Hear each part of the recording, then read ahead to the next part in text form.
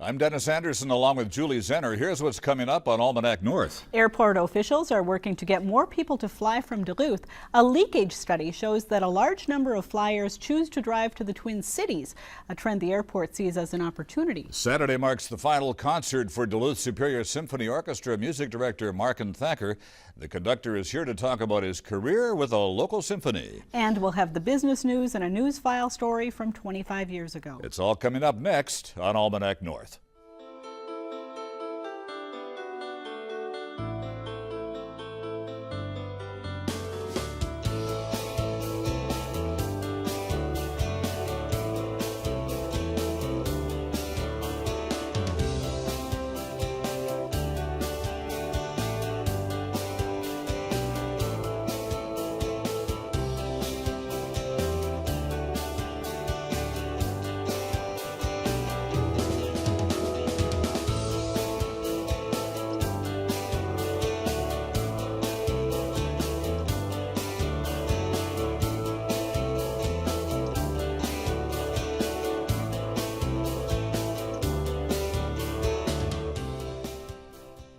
Hello and welcome to Almanac North. Thank you very much for watching. This week's show was recorded on Wednesday due to WDSE's broadcast of the symphony this weekend. We'll have more on the symphony later in the program.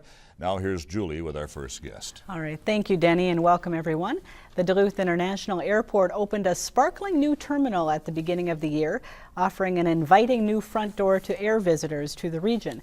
And the airport reported increased passenger traffic through the first quarter of 2013. Despite the good news, airport officials are still trying to counteract a troubling trend: the high number of flyers who choose to drive to the Twin Cities rather than fly from Duluth. Well, joining us now with more is Tom Werner, the executive director of the Duluth Airport. And Tom, welcome back. Thank you so much. Tell us about this leakage study and what it means for the airport. Well, we decided approximately a year ago to take a look at where our passengers' number were and really do some market analysis. This leakage study, what it is a measure of those folks in the region who buy an airfare ticket but choose another airport. And it's not uncommon. Most of the, well, in fact, all of the outstate airports in the state of Minnesota and many markets like Duluth experience significant leakage. Duluth is a little unique in that our leakage is significantly less than the other non-hub airports in the state of Minnesota. Most of them experiencing significant leakage above 80%. Is that because you're farther out than the others? No, in terms of the types of services that we're able to offer, I think that we've been able to retain more of our local customers in some of the outstate airports. But in terms of our proximity to Minneapolis, it's a pretty convenient drive in terms of the drive down I-35, so that can contribute to it. Normally, leakage at communities like that it will suffer because of a infrastructure like a convenient road network to the hub. So it's not uncommon. It's something that we do see. I've read the report, and it does address a lot of issues. So, Tom, how do you stop the leakage problem? How do you attract more passengers to fly through Duluth? Well, we don't really view it as a problem. We view it as the ability to grow our market. And in terms of the numbers, it's also very important to put the 58% into perspective. Air travel in this region has grown significantly. In 1999, when we measured these numbers, our passengers out of Duluth, Minnesota were approximately 236,000. Last year, those passengers, we saw 322,000. So we've grown the market significantly. What we've done is lost a little bit of market share. So that's an important perspective. So we are growing air service. More people are flying, but in terms of combating the leakage study or the leakage issue, what we really need to do is work with our air carriers to offer them more services, more destinations, and more frequencies that will promote convenient flying out of When Duluth. push comes to shove, is it all about ticket prices? It's one of the main drivers. There's no question about it. We're in an industry right now where the airline industry has shrunk their capacity so much. There's been many airline mergers. The airports that are impacted most by this are the smaller airports like Duluth and other cities around the country. It's become highly competitive for the seats that are remaining industry-wide, and so high fares do tend to rule the day around the country.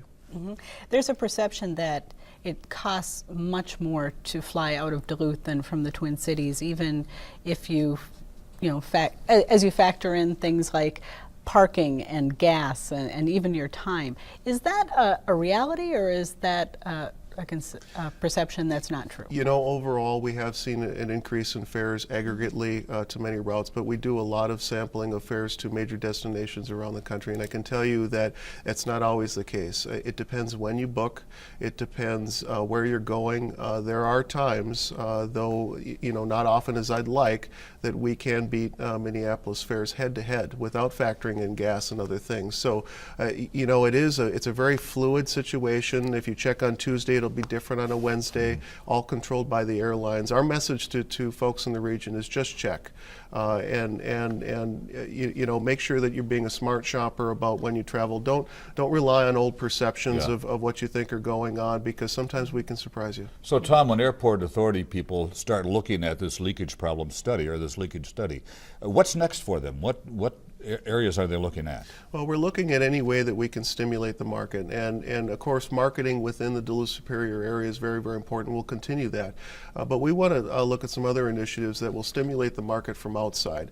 We know that we're a larger regional asset. We draw significant numbers of passengers from southern Canada, so we'd like to look at some initiatives there, as well as the Iron Range. The other thing that we're doing is a brand new partnership with Visit Duluth, where we're looking to secure a Department of Transportation grant to do some leisure travel marketing in Chicago, to market Duluth as a destination.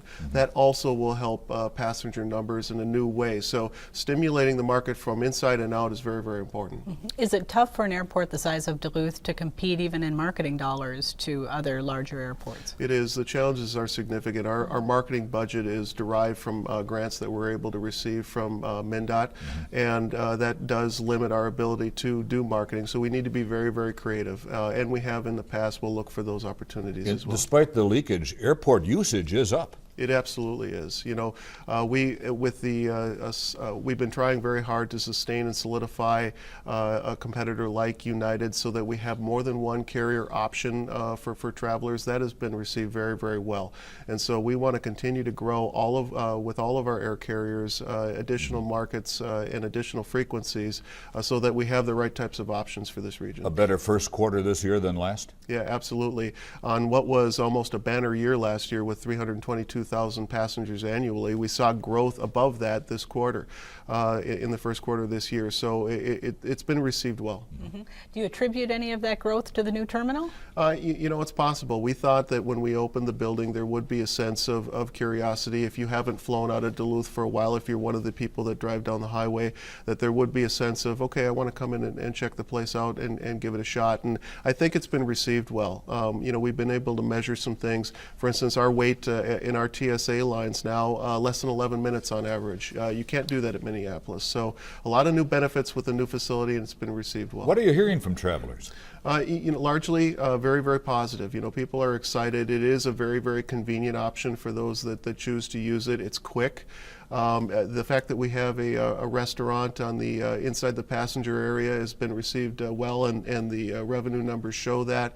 It's great to show up early, have a cup of coffee and a sandwich, and enjoy the view. So no, it's been very positive. And by next winter, no one will have to walk outside to get on a plane? Right. We're still finishing the final phase of our construction project. We'll be extending our aircraft parking apron outside the building and adding 3 more jet bridges. So we'll have 4 all total when we're done, and the current schedule will be accommodated by those 4 just fine. Does it sound like larger aircraft, Tom, will start to service Duluth? It is, and this is another point to make about the leakage, that the more passengers that we can show coming through, the airlines will respond. They'll see where that's a moneymaker. We've already started to see that with our great growth that we saw last year. Delta has responded with a larger aircraft that also includes a first class cabin that in June will start daily service again out of Duluth. So it's indicative of the overall message that when we're able to show that type of growth, the airlines will respond with the benefits that will keep people flying Duluth. I'm wondering if you're having any interest by other carriers to come in, specifically maybe Air Canada, because they're flying in and getting some maintenance done in the old Northwest maintenance base. We have had a little bit of interest to that. Our goal right now is really to sustain the relationship and grow the relationship with the partners that we have in the airline industry. And if we're able to broaden our brand awareness in that regard, we think that'll be a very successful for us. Allegiant has become a major partner here in Duluth. Are they making money? Absolutely. Allegiant nationwide and in Duluth is doing very, very well. The product has been growing even in the Duluth market as they've been adding their frequencies. And I'll tell you, of all the carriers, Allegiant has a lot of interest in growing significantly in Duluth, and we're excited for those opportunities. Are there any potential new destinations that you're hearing about from the carriers that are serving here? We are talking to Allegiant about a couple of new markets to serve direct from Duluth, and hopefully by the fourth quarter of this year we'll have some pretty exciting announcements. We are looking at a Western hub. That's something that in this community I think would be very, very important, and we're exploring different plans to make that a reality as well. Is there potential growth, Tom, for cargo services out of Duluth? There is. We've done a lot of looking at how we can grow our cargo portfolio at this facility, and I think there are opportunities there. It's something that we're going to be taking the rest of the year to study in great depth. Mm-hmm. One of the things that I've heard has kind of encouraged people to go down to the Twin Cities is the fact that there are shuttle services. Does the Duluth Airport have any shuttle services from outlying communities that actually bring people in here, or could that be an option for you? We don't currently.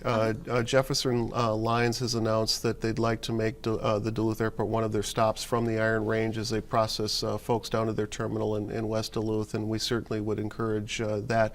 But what we're also looking at is a intermodal model that would increase shuttle activity from the larger region, Northwest Wisconsin, the Arrowhead, to a place like the Duluth Airport. And we think that there's real potential there.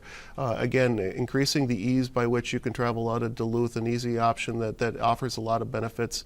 You can imagine nowadays a van service with a hi-fi watts hotspot in it, so the business traveler can get some work done on his way to the airport. So we think there's real potential there. Market leakage is an interesting term.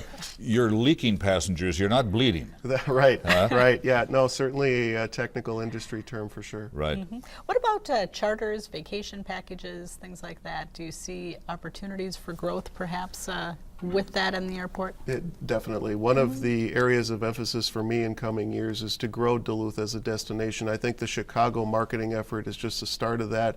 We think there are charter opportunities, even international charter opportunities there as well. So we're going to be exploring that very heavily. Mm-hmm. Anything this summer that people should be looking for? Nothing. I think it's too early. You know, we just made public the report. It was just finalized this week, and so we're digging into the data and seeing what chunk to bite off. But there's no question that we have room to grow, and it represents significant opportunity for us. Interesting study. All right. It is. Thank you, you. Tom Werner. Thank you, Thanks Tom. for coming in. Thank you very much.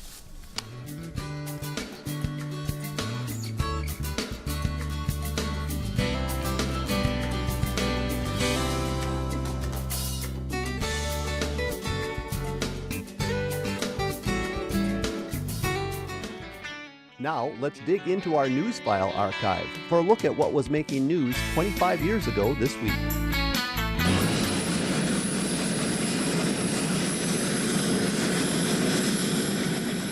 Hundreds of hours of training and millions of dollars worth of equipment were put to the test this afternoon. Members of the United States Coast Guard practiced a complicated mock rescue mission in the middle of Lake Superior today. Well, it's very important because the helo can go so much faster than we can, and very often in a rescue we'll have somebody injured who needs immediate medical attention. We can give them the first aid up to the level that emergency medical technician can give, but often what we need is a doctor, and this can be the most rapid way of getting that person to a doctor. The reason for the mission is to keep air and sea crews prepared for an actual emergency. Today, the Coast Guard helicopter crew practiced picking up passengers from a disabled boat in the middle of Lake Superior. It's a very crucial need, and we keep in practice with it so that we are expert at it, where there's no chance of injury or additional injury.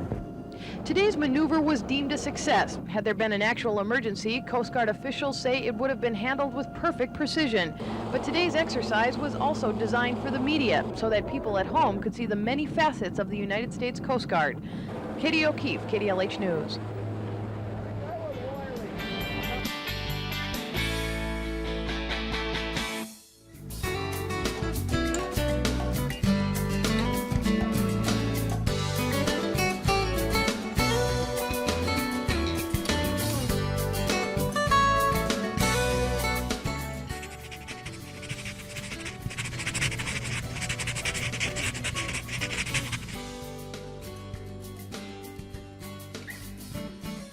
After 12 years as the music director of the Duluth Superior Symphony, Markand Thakar will conduct the final concert of his tenure Saturday night at the Deck.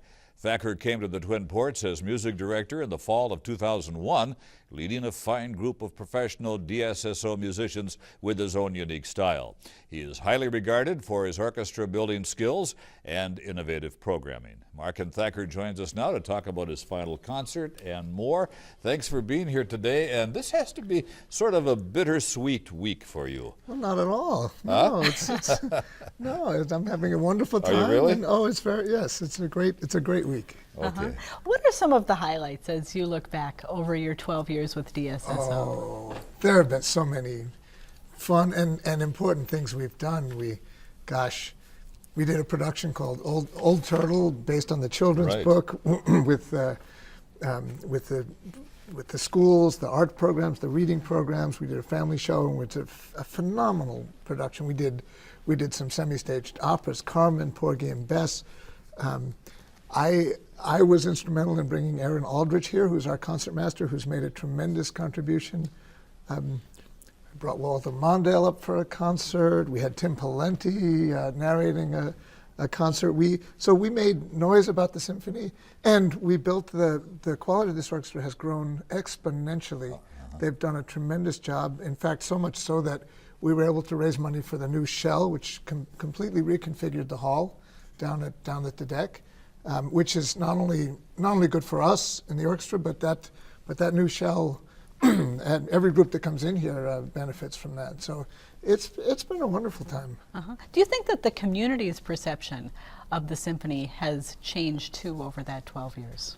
Well, two different people in my tenure here told me that they gave up their hockey tickets for the symphony. So wow. I consider that, the answer to that is resounding yes. Nobody gives up hockey tickets. So, Markand, what will Saturday's concert include? Oh, this is a very profound, very meaningful program. It's an all Beethoven, and we start with an overture, the Egmont Overture, and then we have a short, lovely work for violin and orchestra performed by our concertmaster, Aaron Aldrich. And then the major work on the program is the Missa Solemnis. It's a high mass. It's a liturgical Catholic mass, essentially, an orchestration of it, with our chorus, plus the Arahad Chorale, plus singers from Minnesota Opera, and we have 4 fabulous soloists. And it's one of the major works of our repertoire. Somebody who doesn't know much about the orchestra might ask a question like, how long does it take to prepare for a performance? I mean, it's got to be weeks, of course, but... 50 years. Okay, for me personally, I've been studying this will be the first time I've conducted the Missa Solemnis, but it's a piece that I've known since college. Sure. But I began months ago studying the score, but then the musicians get their parts maybe 3 or 4 weeks in advance, and then they'll practice it, and then we have 4 rehearsals where we put everything together. And they're sounding how? They Great. sound phenomenal. Phenomenal. Now, the Twin Ports is a pretty casual community. How challenging is it, as you're looking at putting these programs together, to kind of balance the sophistication and the highbrow nature of classical music with just popular appeal and getting people in the door? Well, I think that's unfortunately a wide misconception. Classical music is not highbrow, it's not stuffy. It's all you have to do is come and open your ears, and it can if we do our jobs, if we do our job on stage, then all you have to do, you open your ears, you absorb the sound, and it can move you. And you don't have to be rich, you don't have to be old, and you don't have to have grown up listening to classical music. There's a reason that people around the world and across the centuries listen to these works, because they can make us better. You have done so much with this orchestra in the 12 years you've been here. What do you see for the future of the DSSO, Markand? Well, it's really up to the community and up to the new music director. It's a difficult time for orchestras, really nationwide. Certainly in Minneapolis, the 2 orchestras have had kind of cataclysmic seasons, as you know, the Chamber Orchestra in St. Paul and the Minnesota Orchestra. They've both been in very difficult times. Unfortunately, due to a kind of decades-long diminution of music in the schools, we're seeing less and less exposure to classical music. And so audiences have diminished for classical music, and it's something that will not continue, though.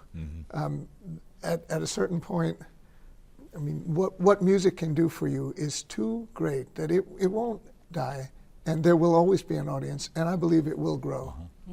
And you've written an editorial a few years back about that very thing, how the music in the schools is so important. It's critical. Any message to those making those decisions about the budgets when it comes to music in our district? Well, yes, and one of the things that I had an opportunity to do once was to speak to the school board about it, and they're very receptive.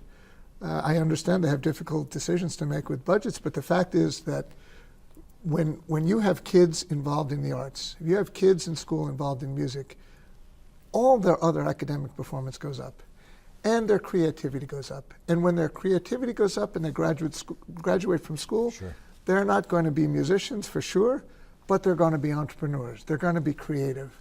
They're going to gather their inspiration and put things to work and frankly grow the economy. Markand, you also direct the Baltimore Chamber Orchestra. I do. Are there similarities between the DSSO and Baltimore? Absolutely not.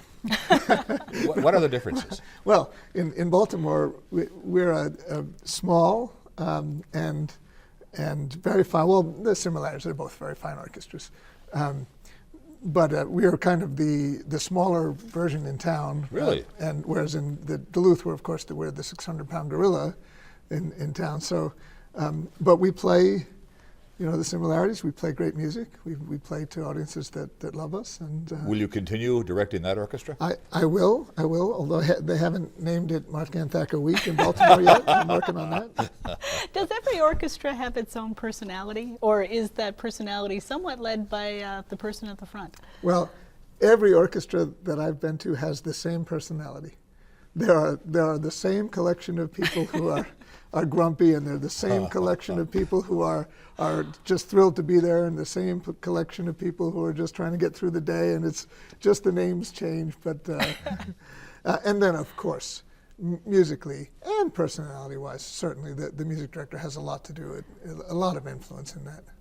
How do you decide who becomes a member of the orchestra? Well, there are auditions, and there are committees of musicians who listen to those auditions and decide who they want to join. Now, you mentioned, continue. The music director has kind of the final say on that. You mentioned Markand Thakar Week, that they haven't done that in Baltimore, but of course they have here in the Twin Ports. That's got to be kind of an interesting honor to have. Well, I was a little disappointed. I was hoping they'd name a street after me. No, I was quite surprised and really touched. It's a very nice honor. Yeah.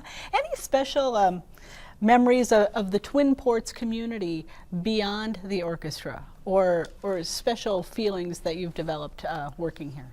Oofta. Well, it's a very special place. I mean, I've had 12 great years. I've met some of my best friends here in the orchestra and outside the orchestra. There was a very nice affair recently, and just a couple days ago, and I was presented with a lovely painting by Mr. Chi, so that I wouldn't forget it. But it really, that was not necessary, because Duluth will always be part of me. Markand, thank you very much. We certainly wish you all the best for Saturday night and in the future. Thank you so much. All right, thank you kindly. Thank you.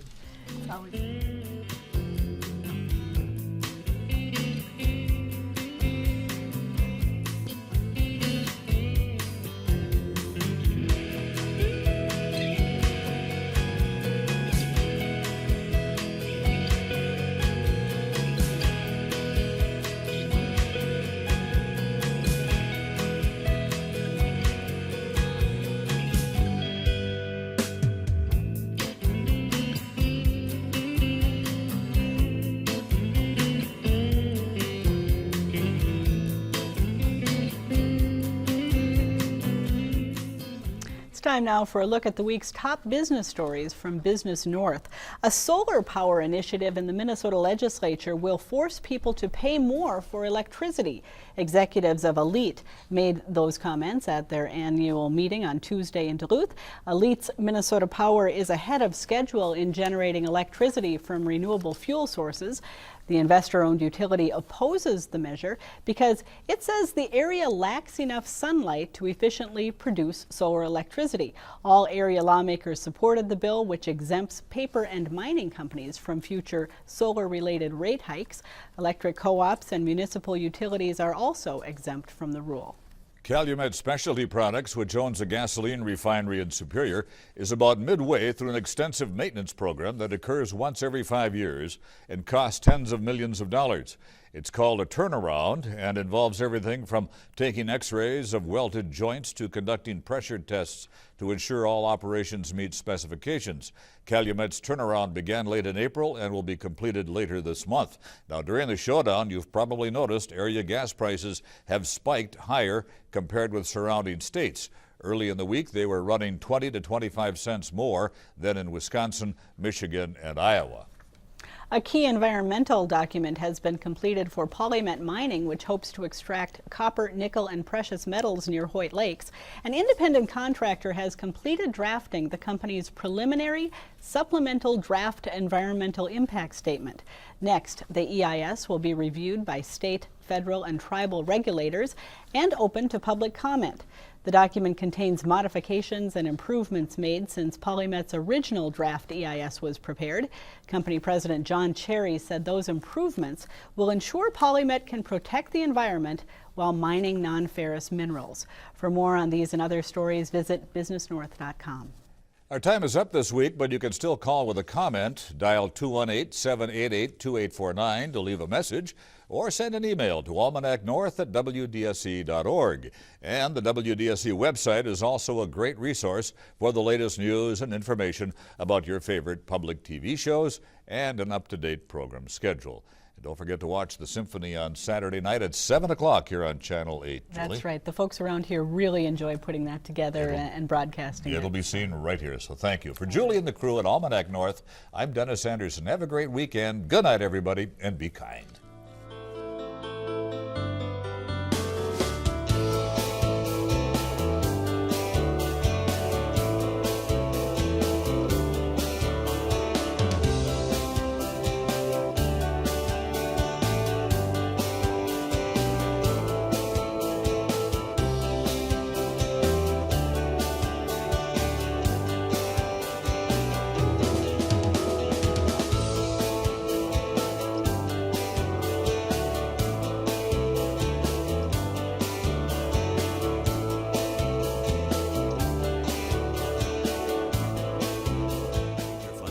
Almanac North Arts Extra is provided by the Minnesota Arts and Cultural Heritage Fund and the citizens of Minnesota.